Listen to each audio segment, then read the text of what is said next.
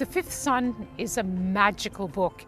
It's one of those books when you're reading it, you sometimes put it down and pause for a moment to absorb the beauty of the words and the imagery. It takes you back to a different place and time, and in this case, in the 16th century. And I was also taken by the idea that the Aztecs are traditional storytellers, but they wouldn't recognize themselves in the stories written by others, in this case, the Spanish text. Rather than the history, they wrote themselves in their own language.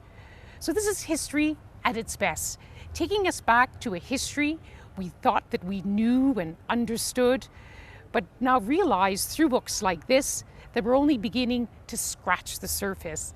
This is not just a retelling of history, it changes history.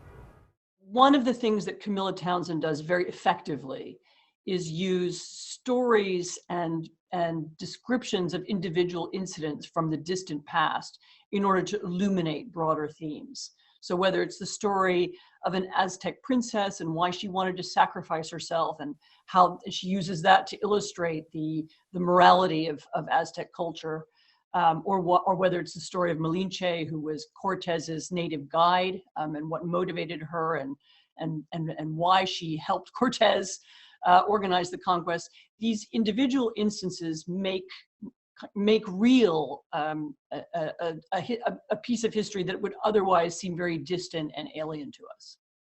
For a book like Camilla Townsend's, which captures what the Spanish conquest of Mexico meant to the Nahuatl-speaking inhabitants of the Aztec Empire, in order to capture that from their perspective, you have to do research in the Nahuatl language, and that's really hard to do. It's particularly hard to do because that's a skill that is only taught in a select few places. Usually you have to have gone to an elite school to acquire the knowledge. Townsend has that, but instead of using it as a barrier to readers or something to sort of be proud of, she uses it to bring us in, to show us what life was like, to get us into the mindset of the Aztec Empire's native inhabitants.